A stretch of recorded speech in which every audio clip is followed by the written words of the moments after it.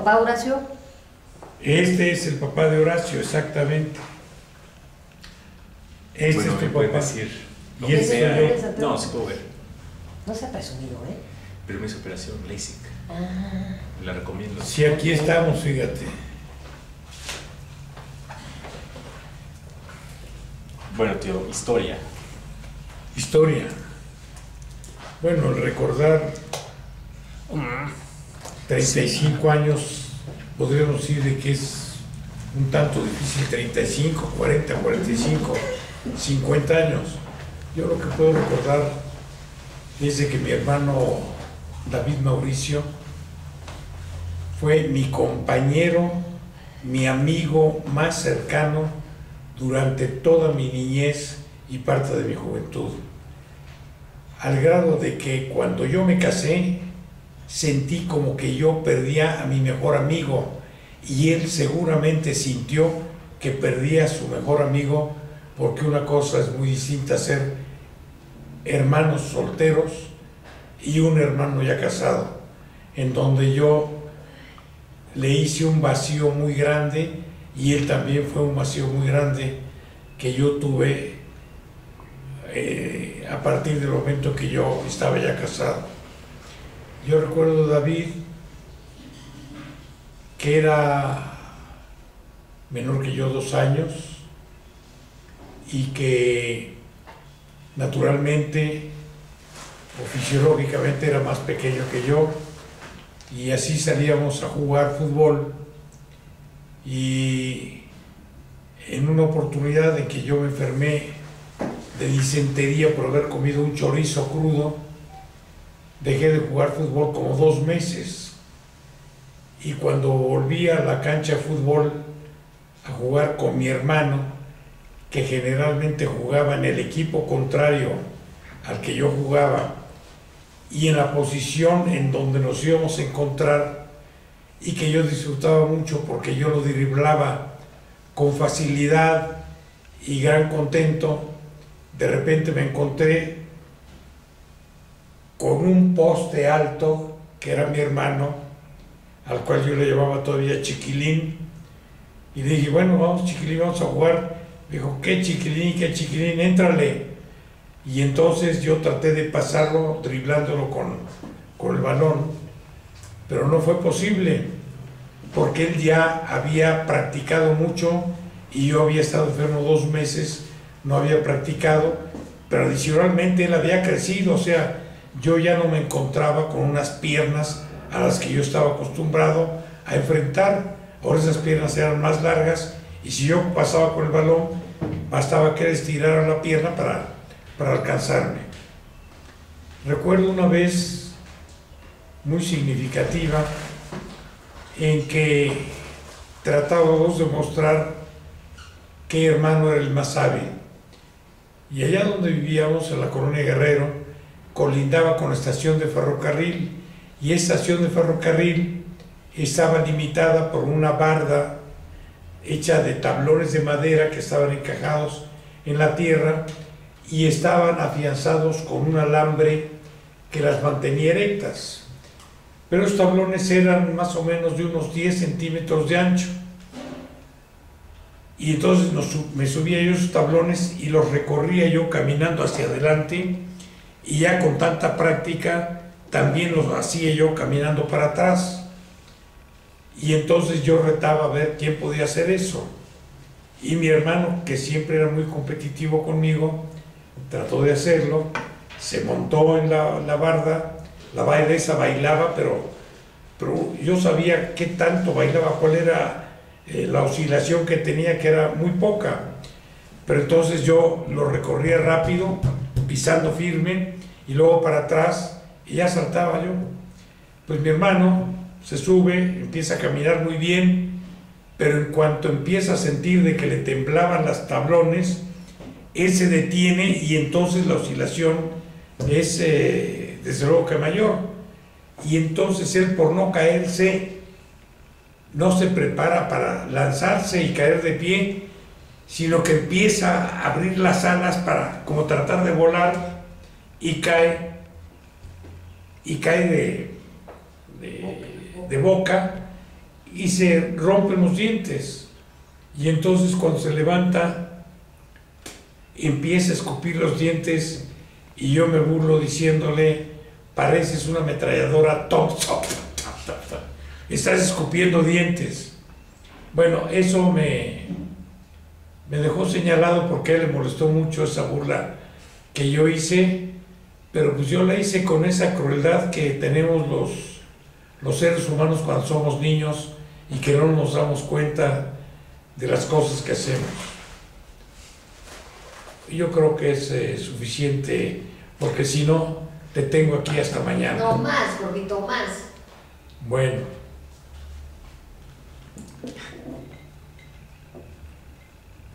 David Mauricio, que es el nombre como a mí me gusta recordarlo, David Mauricio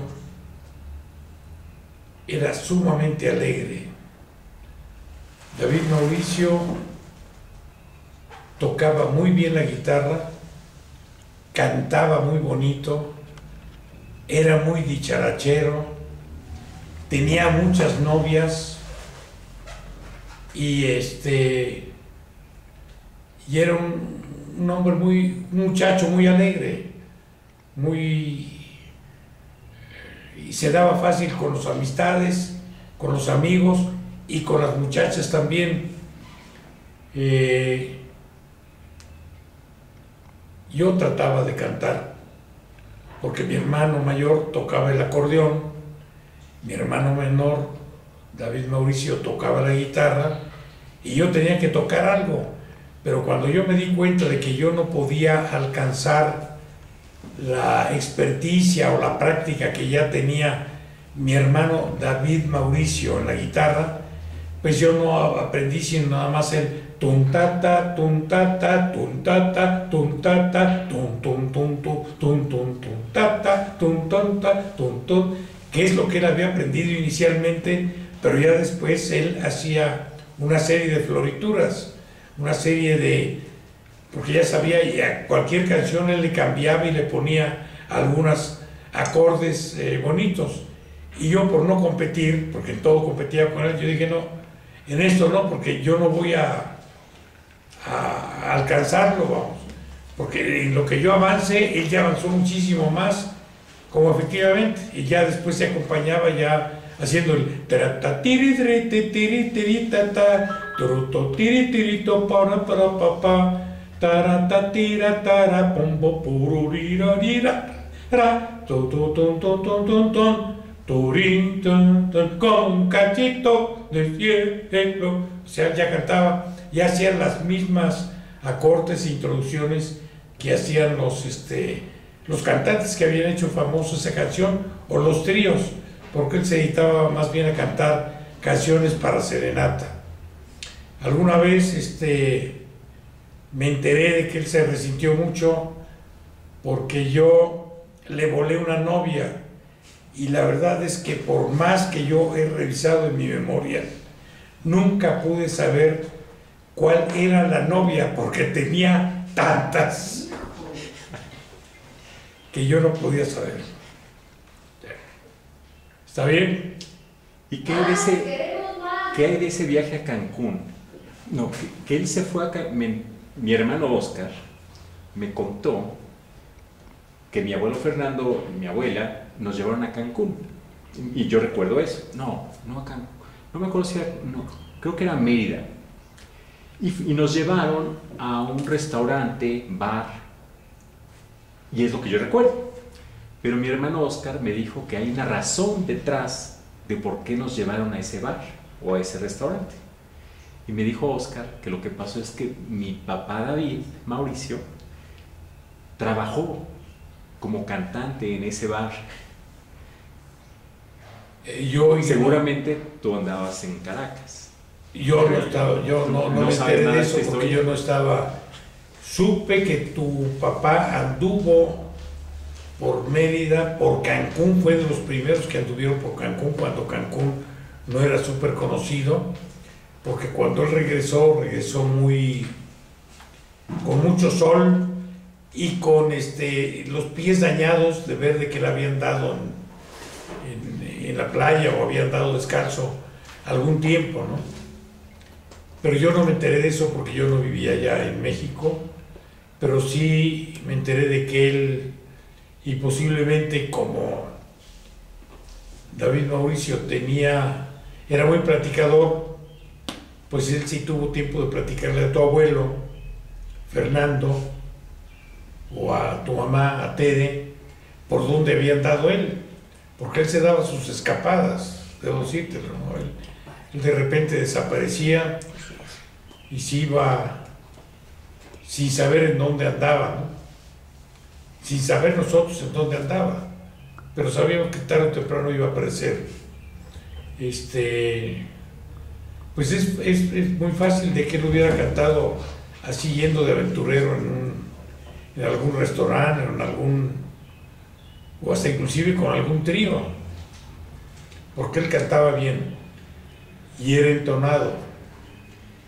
Eso era lo importante, era muy bien entonado. ¿Qué canciones te acuerdas que cantaba él? Pues todas las de la época, aquella como si sabes que te quiero con todo el corazón, con todo el corazón, con todo el corazón, que es viva la esperanza, que es mi única ilusión, mi única ilusión, mi única ilusión.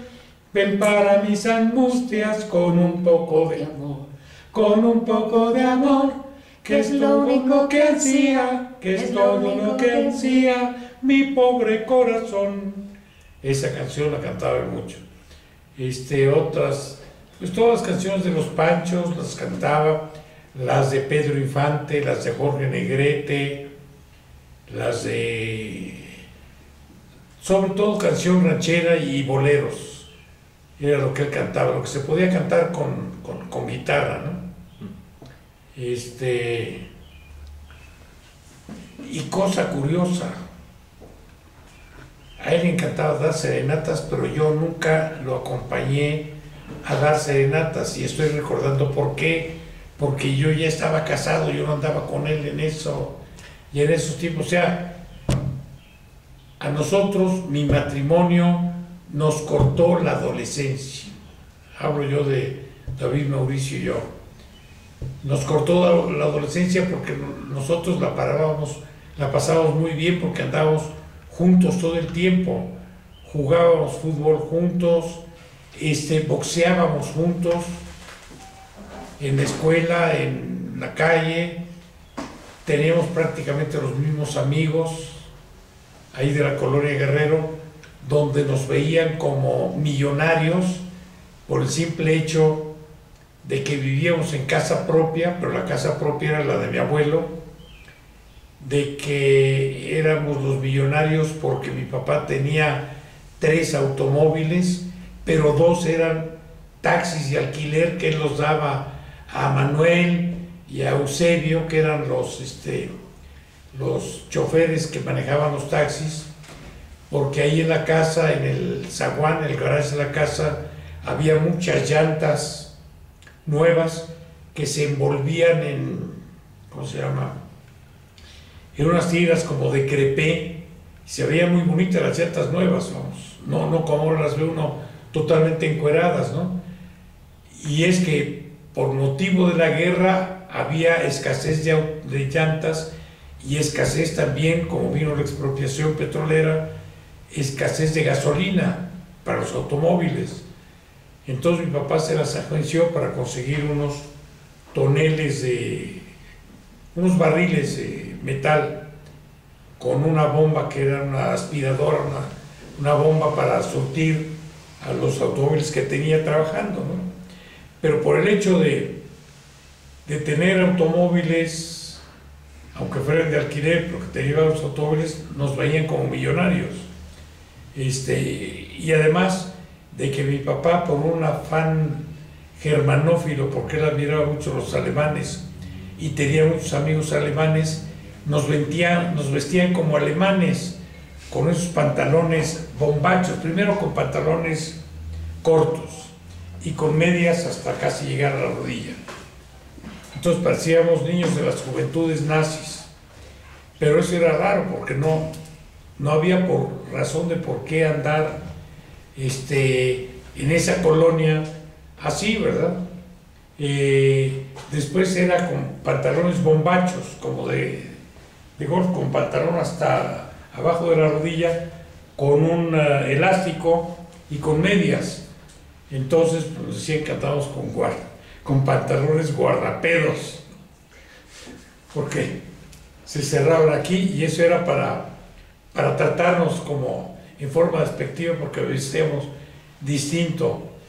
Mi abuelo, que era escultor, pintor, el padre de mi papá, en la casa donde vivíamos, en la parte de abajo, él tenía un gran salón, un salón muy grande, el cual dedicaba él como taller y en el cual él hacía esculturas tanto de santos, imágenes de santos, vamos, de Cristos, de la Guadalupana, de la Virgen del Sagrado Corazón, son de algunas de las que yo recuerde, pero también hacía mausoleos, o sea, monumentos mortuorios, en donde también ponía unas cruces o unas victorias aladas, pero esas talladas en piedra.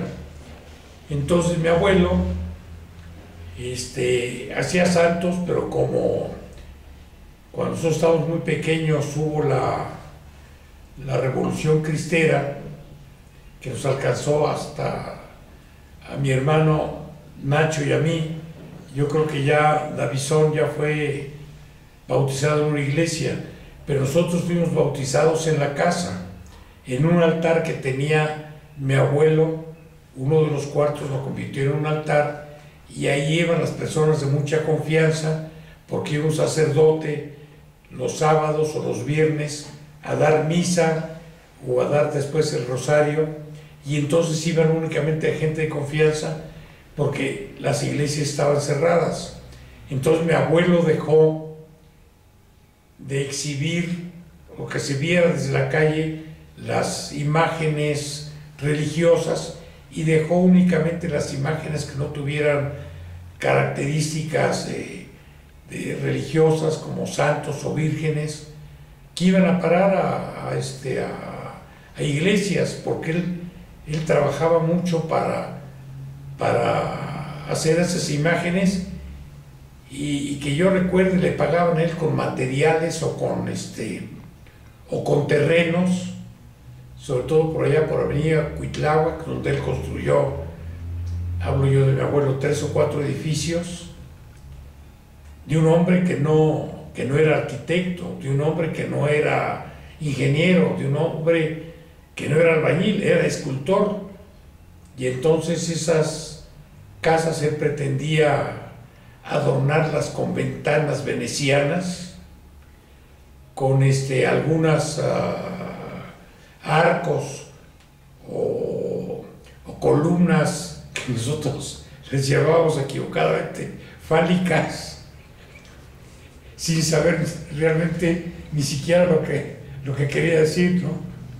Y entonces el abuelo era muy cariñoso con mi hermano Nacho, no tan cariñoso conmigo y menos cariñoso con el Davison, porque los otros dos éramos los rebeldes y el disciplinado era Nacho, que era el que iba a la iglesia, que era el que fue acólito primero.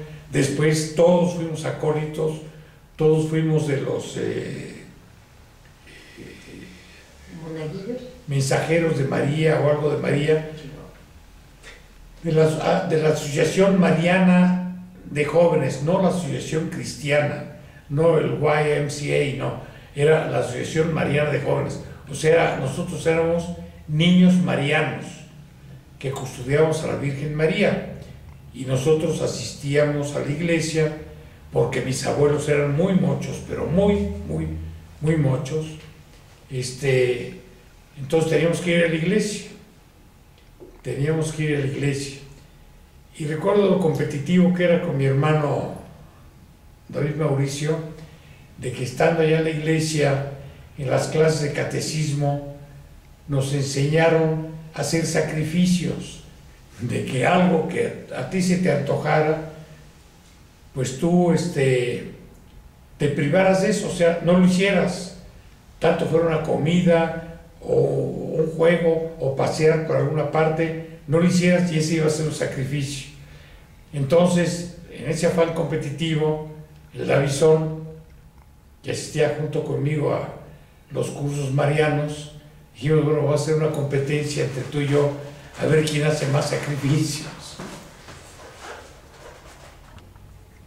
Y a mí y al Davison en ese tiempo ya nos gustaban mucho las muchachas, cuando nosotros todavía no tendríamos ni 10 años, ¿no?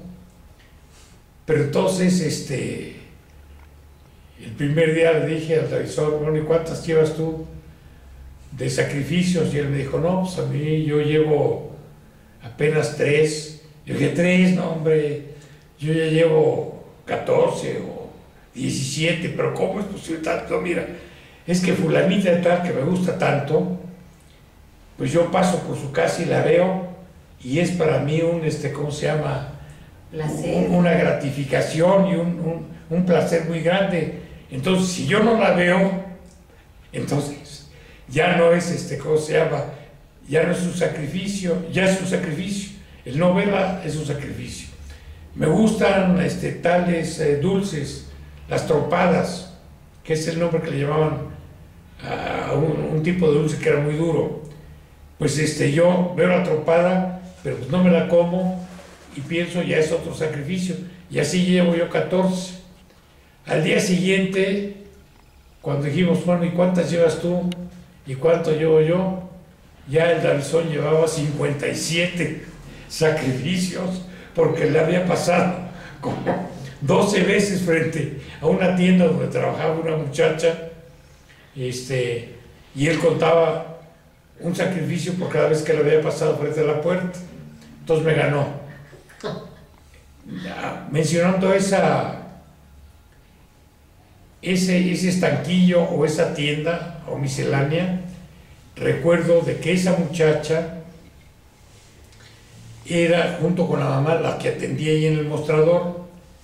Y entonces una vez que yo entré a esa tienda, a ese estanquillo, sobre el mostrador había una moneda de 5 centavos.